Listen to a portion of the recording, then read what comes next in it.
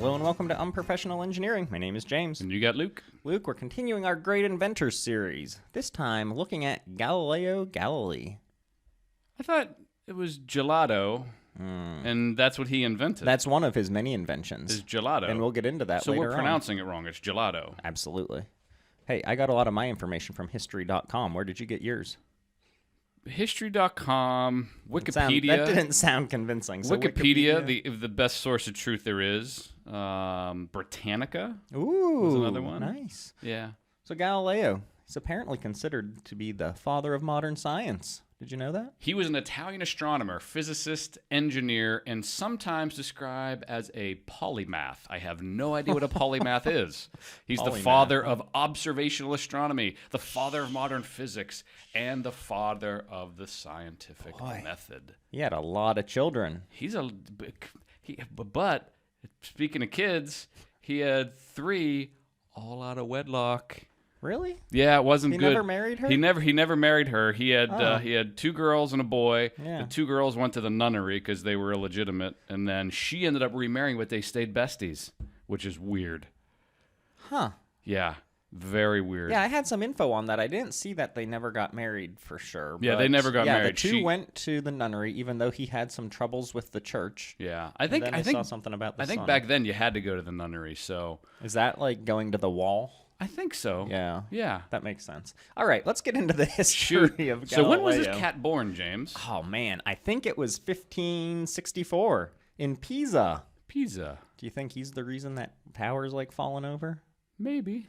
Did we talk about that? We did, and how they like pumped foam in it to kind of lift it back up a little bit. It did a little. It stabilized it. Well, it's still crooked. So February 15th to be exact. Wow, February 15th. The first of 6 children of Vincenzo Galilei. He was a musician, or more specifically, a lute player. Lute? Yes. It's a teeny tiny guitar, right? So, yeah. I think that's funny because I always, whenever I think of like people in castles, I always think that they have a lute player in their court, like to entertain them. Yeah. People don't actually do that, but he was also a scholar, so maybe that's something. Yeah, he wrote books, and he was a wool merchant. He was merchant. He had a very diverse background. It's a lot like us. And do you know why his last name and his first name are super similar? No. So back in the day, it was a pretty common practice to use your surname as your eldest male's first name, and they usually put a twist on it. So that's why it's Galileo Galilei. Wow. How about that? You were just full of information Chock today. full. Goodness. All right. So apparently Galileo didn't do a whole lot as a kid. That was real impressive. He just kind of hung around. He considered becoming a monk, which is interesting. But in 1581, he went to the University of Pisa, didn't go far from home, to study medicine, but he got sidetracked by mathematics.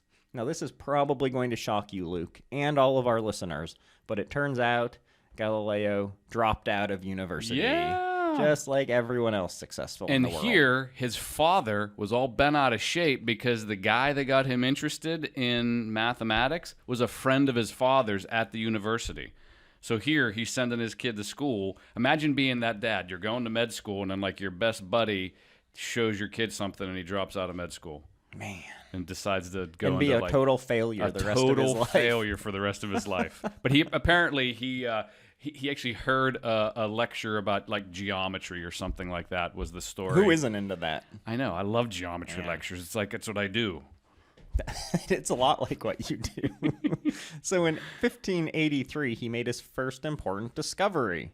So what's that, 19 years old? That's about when I made my first important discovery as well. Yeah. It was the rules that govern the motion of pendulums, which I guess that's important. Did you hear how he did it?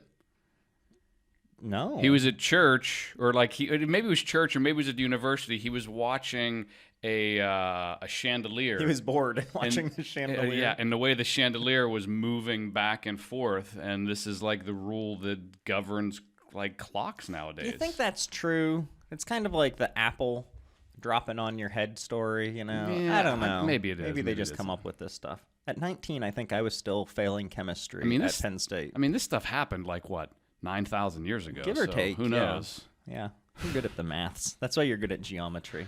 So from 89 to 1610, Galileo was the chair of mathematics at the University of Pisa, which, so first off, I don't understand how you become the university chair at 25. Second, I don't understand how you do it when you dropped out of college. How is that a thing? I think he dropped. I think the way I looked at the history, it looked like he did drop out of one program, but he eventually graduated from another. And depending on where you looked, you may not have seen that. Yeah. And the other thing too is people only live to be like 22. He was middle age at 25, basically. I guess that's a good point. Yeah. So he performed a lot of experiments with falling bodies and made his most significant contributions to physics at that point, figuring out, really heavy, large objects fall way faster than other. No, that's not accurate, huh? What's his name? The other guy said The that. other guy. The other Socrates. Socrates? One of them said it, and it was a big thing where he said that Yeah. heavier doesn't make a difference. It was a big deal. 1609, Galileo built his first telescope, improving on the invention by Hans Lippershey. That's what I saw. Though apparently there's some debate over actually who made that as well. But we do know it wasn't Galileo.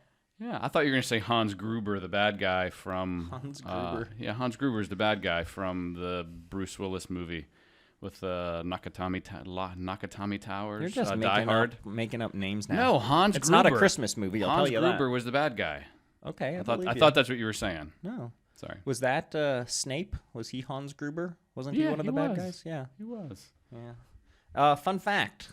Lippershey's patent application for the device in 1608 is the earliest on record. However, because the Dutch government decided the telescope was too easy to copy, apparently, and because another Dutch instrument maker had tried to patent the device a short time after him, no patent was granted.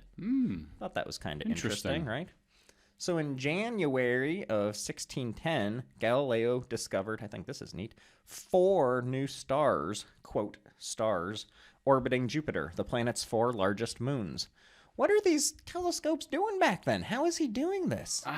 So apparently he went from, I think his original telescope was somewhere in the neighborhood of and it was interesting, I was reading somewhere, so he was intrigued by the telescope, and then literally in the next year, he became expert at grinding optical glass. It's I'm just going to grind some optical glass. But, so apparently his first one was an 8 power, but apparently eventually he got up to a 30 power telescope. So, he was able to see those eventually they became called, I think they became known as the Galileo moons. He was the first person to observe the rings around, which one has the rings? Saturn? Saturn? He didn't know they were actually rings, but he was the first one to observe them. And he was the first one to observe that the moon was not smooth the way it was described in the past. It was all kind of bumpy and jaggedy and cratery and yes, all kinds they of were stuff. not named the Galileo moons, I thought they were. I will tell you what they were named. How about that? I thought that's what they were called. I'm going to get into that. Okay, I get swear. there. Oh, get there then. Shut your face and get there. All right.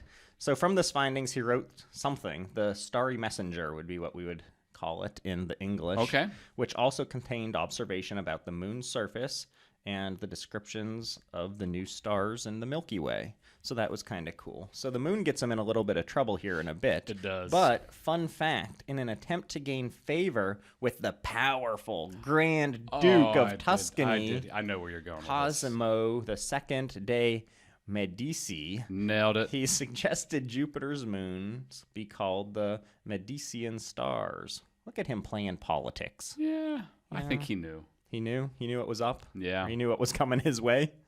So it worked, though, and Cosimo appointed him mathematician and philosopher to the Medicis. So I think it's Medici. Medici? Yeah, Okay. because I think I've heard that name before.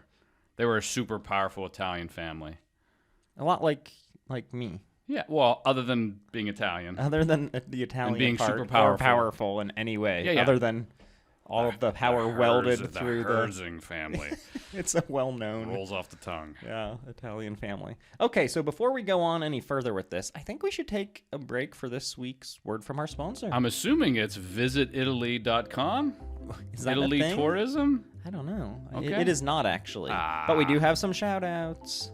You ready for this? I love shout out shout-outs. number 1, Jordan S. He wrote in again to say that we should probably do an episode on Google algorithms so that when someone searches for our stickers, like Jordan did, they actually show up. Ouch. I love he's giving you gruff. Total burn. That's awesome. I mean, I guess I've never actually posted a picture of our stickers or put them on our website, which I could. But considering I do so little else on the website, do we really think that's going to be up there? They're good stickers, though. They are really good. Wes M. also wrote in, wanting some of these amazing stickers, suggested that we do GE as an interesting company for our Companies That Built the World series. I think that would be good. I like that one. I more than like that one. Good job, Wes. GE, they make, I got a brand new refrigerator. It was a GE refrigerator. Boom. It's a really nice refrigerator. Yeah, it is. Has one of those water things. Yeah, fancy. Ran the water line yourself. I did. I'm impressed. Shark Bite. That's yeah. They should be our sponsor. Those things are awesome. Those are awesome. So speaking of Shark Bite, make sure that you review, subscribe. Absolutely. Give us the ratings that we need. I hear iTunes is going away, but yeah, what does that even mean? Go on Apple Podcasts or wherever you listen, write us a review, subscribe, all that jazz. And if you're bored, go over to unprofessionalengineering.com, and right there in the center of the first page, you're going to see a picture that you can click that you can go and vote for us for the best podcast in Pittsburgh. Yeah. Ends July 7th, so I guess get in there. Depends when you're listening to this. Yeah. All right. Moving on. All right, so we were talking about how he was playing politics there. Yep. He got a little bit of a promotion, and now Galileo's observations were contradicting the how do you say that?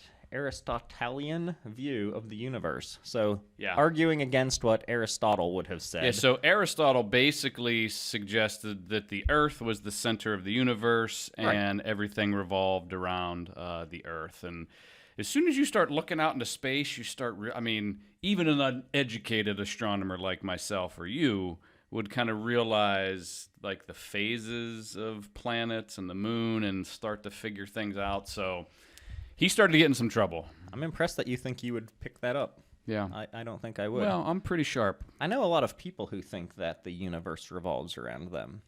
Dislike.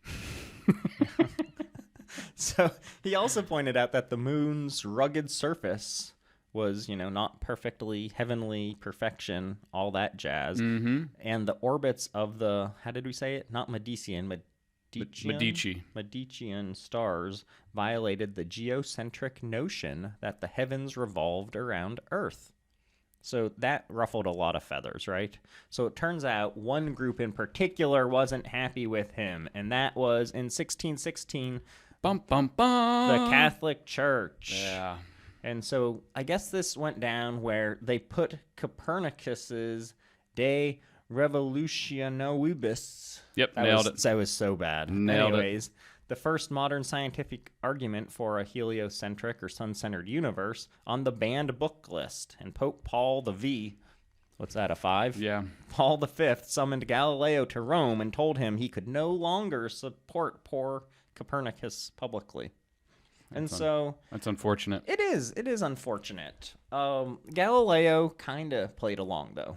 So in 1632, he published his Dialogue concerning the two chief world systems. Long title. And this supposedly presented arguments for both sides. And his attempt at balance fooled no one, it says. So he called it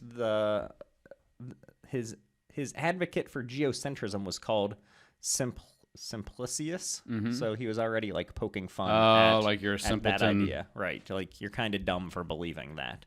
So he was summoned before Roman Inquisition in 1633. And at first he denied that he held or that he advocated for heliocentrism, which I think is kind of spineless, right? You come up with this, like stick to your guns. Exactly. Or your rock throwing or whatever you do then. Apparently, one of the biggest problem was, so the way they wrote these dialogues back then is he wrote this as a conversation between three imaginary people. So they weren't real people. So he writes the dialogue like these Is that just like me saying, hypothetically speaking? Exactly. Okay. So that way you kind of take the burden off of you of getting in trouble. So that's the way this dialogue was written. And the problem was that simplicity person or simpleton person, the Pope at the time that read it felt that he was represented as the simpleton in the dialogue, and the Pope, who actually liked him a little bit from previous interactions, was like, yeah, sorry Gelato, you're in the troubles. You're in the troubles. You are in the troubles. All the troubles.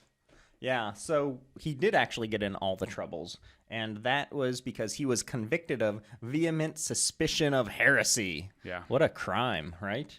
And so he was actually sentenced to life in prison. Yep. But he didn't actually serve life in prison. No. So at 70, Galileo lived his last 9 years under comfortable house arrest. Could you imagine? They even had that. Could you imagine what the ankle monitor looked like back then? It's probably just like a giant stone ball like connected to your ankle, chain. With like a 30 foot long chain on it. I wonder how they did that. Like, did they just station a guard outside his house, I don't know. What? They I'm sealed not up his sure. door? I couldn't tell you. Yeah, so it's interesting, though, because he spent a lot of that time writing up a summary of some of his early motion experiments, and some of his greater scientific works were done there. He was probably like, whew, no more shopping. I don't have to get out of the house. I can do all this reading and writing. Yeah, and he was old. He lived really long for that time. Yeah, so. He was 77, I think, is what he ended up. 79, somewhere 79, in there. yeah. Yeah, He was late 70s. He was pretty old. Yeah, good for him. So a few fun facts for you. I got a bunch of fun facts. That's So all I got is I have fun a bunch of facts. inventions that he actually, we'll say, participated with. Okay. But I have a few fun facts. In 1744, Galileo's Dialogue was removed from the church's list of banned books. And in the 20th century, Pope Pius the XII, what's that, 12? It's 37, And I think. John Paul II made official statements of regret of how the church had treated poor Galileo. But they didn't take the charge of heresy away. Oh, did they not? Nope. So that's kind of like saying you're sorry because your mom's like holding you by the ear. Yeah. Like, I'm sorry. Yeah. Interesting. Fun fact we already talked about. He had 3 children with a woman named Mariana Gamba, though he never married her. You're right. How about that? And the 2 daughters went on to be nuns, even though the church and he did not get along. Well, I think back then, if you were illegitimate, you had to go to a nunnery. I think that was like the deal. Jon Snow. Yeah, like Jon Snow had to go to the wall. Yeah. Yeah. One last fun fact, and I think this is the most fun. Funnest fact of the all? funnest fact. How Okay. about that? It's a long one, so stick with me. I will try. He was buried in a side chapel at the Church of Santa Croce in Florence. Nailed it. Thank you. Nearly a century later, in 1737, as the scientist's remains were being transferred to a burial place of honor because all of a sudden he was, a good guy again at the basilica there, 3 of his fingers, along with a vertebrae and a tooth, were removed from his corpse, which is totally gross. 2 of Galileo's fingers, along with his tooth, were kept by one of his admirers, that's so creepy, and handed down through the generations of his relatives. In 2009, the 2 fingers and tooth appeared at an auction, and they were quickly snapped up by a private collector. And using historical documentation, some experts later concluded that the items were, in fact, Galileo's body pieces. Meanwhile, the 3rd finger, taken from his remains, His middle finger, to the be middle specific. finger on his right hand, has been housed at various museums in Italy, because who doesn't want to go see his gross, bony finger for the first half of the 1800s? And then the vertebrae ended up at the University of Padua, where Galileo taught. So do you think that That's so interesting and gross. Do you think people do this because they're thinking, through DNA maybe we can clone a Galileo? Why else would you buy someone's fingers? What purpose? I could see a Because painting. you have too much money. You could look at a painting and see that it's beautiful. You can look at I could see buying something that has real value or beauty, but buying bony. Maybe some people find that beautiful. They probably look like beef jerky sticks. There are philias for that. So, yeah, beef jerky sticks. That's what so they look gross. like. I guarantee. But they look like bones. Yeah. No beef.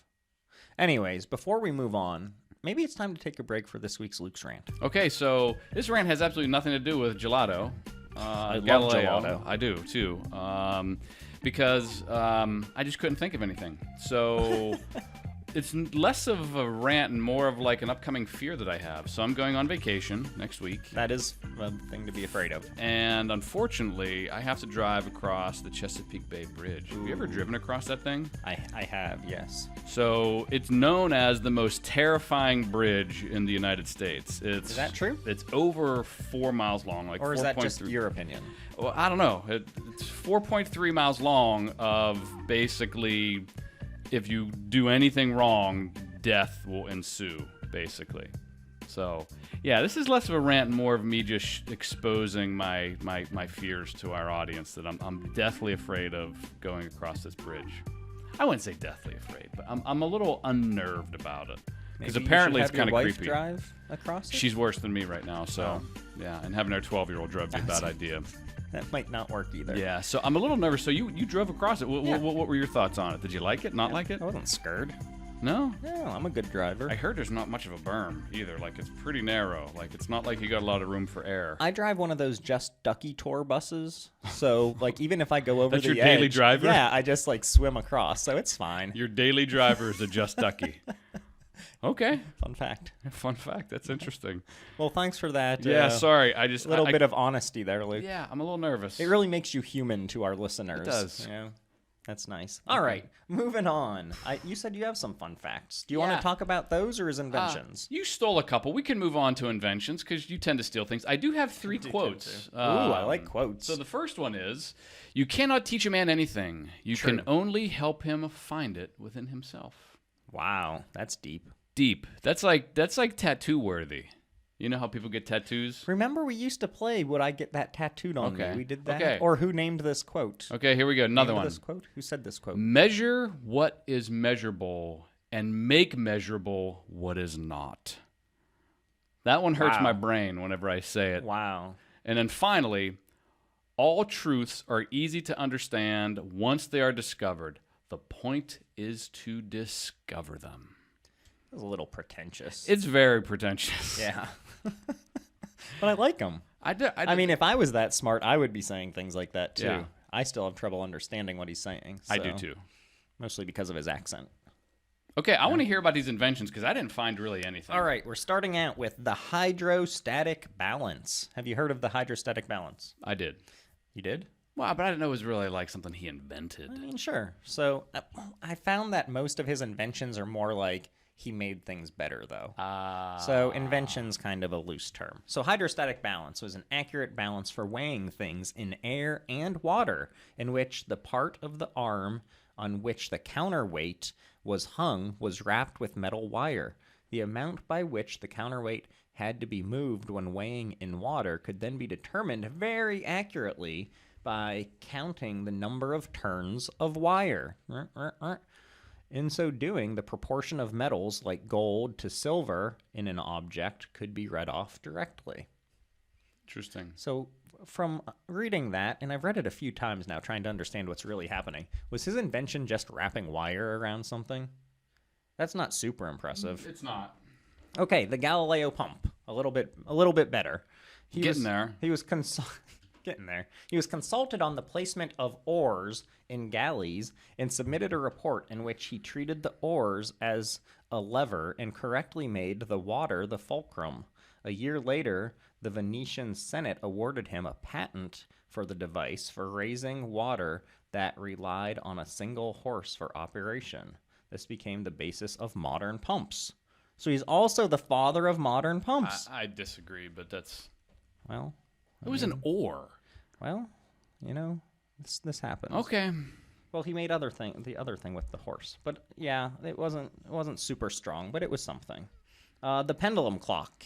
So we talked about how he was watching the chandeliers. He was watching the chandeliers in class. Yeah, so he conducted experiments after that and demonstrated that heavier bodies did not fall faster than lighter ones. That's interesting. He also demonstrated that objects thrown into the air travel in parabolic arcs. Also, you know, not really a great discovery, I would say, but I mean, pretty obvious.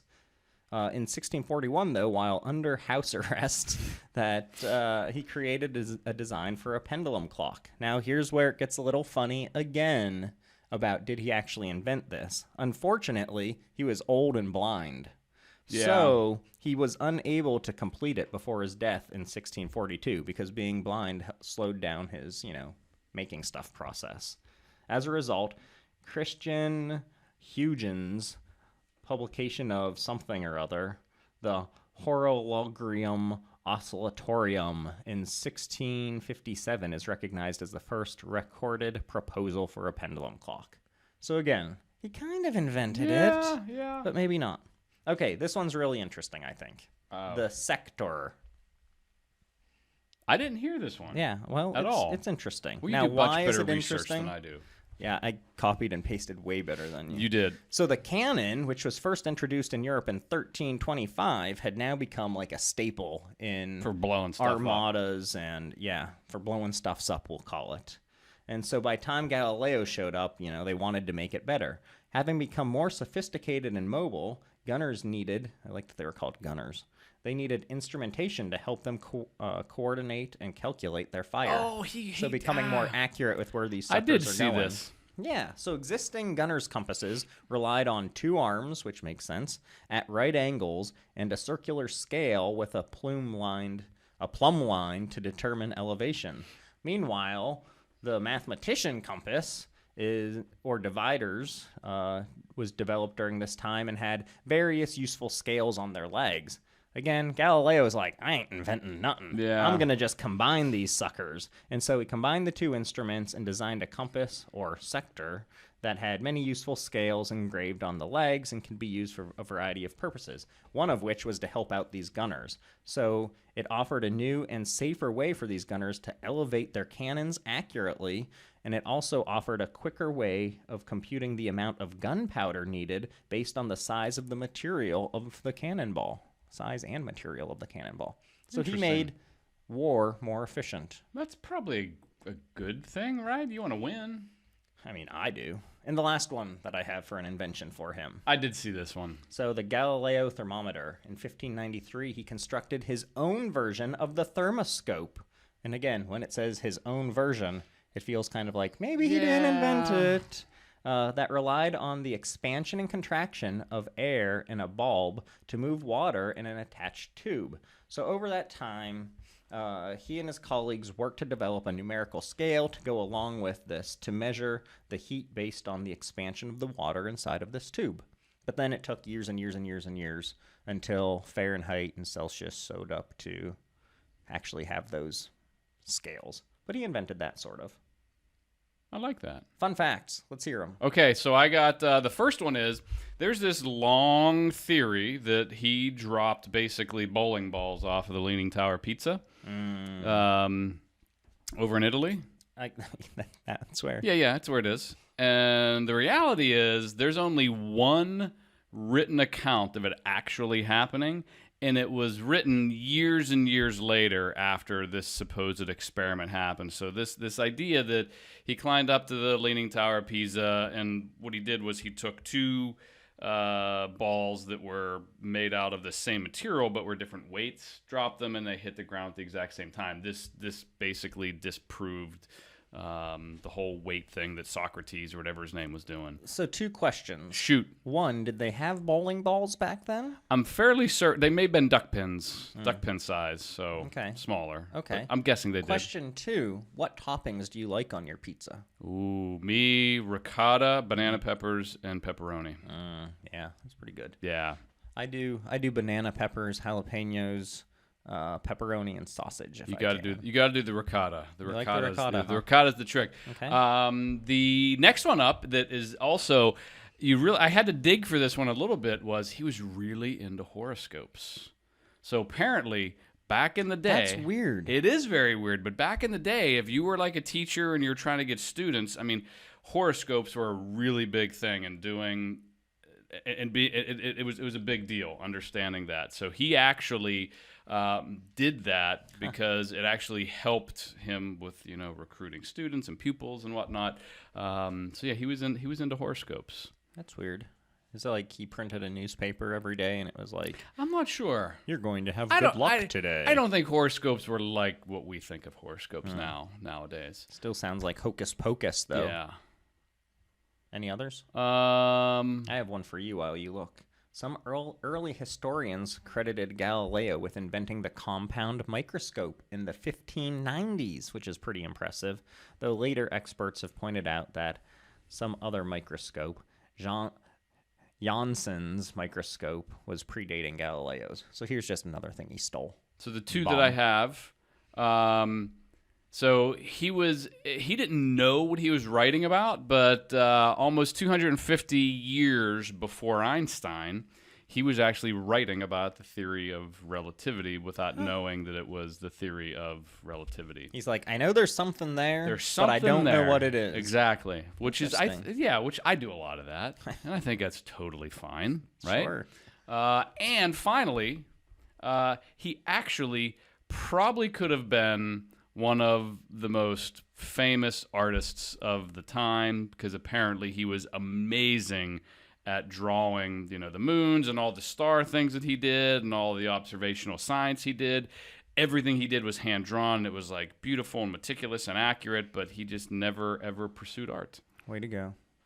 That's why I'm for STEM and not STEAM. Some people have just so many talents. I hate those people. I was going to say you. No. No? I mean, I have a lot of talents, but I'm not good at most of them. Yeah. So that's tough. But the people that are like I'm really attractive and I'm really smart and I'm really athletic. And, They're the worst. Stupid Tom Brady. Get one. Gosh, Have hate one. them all, right? Like you are. What's your superpower, James?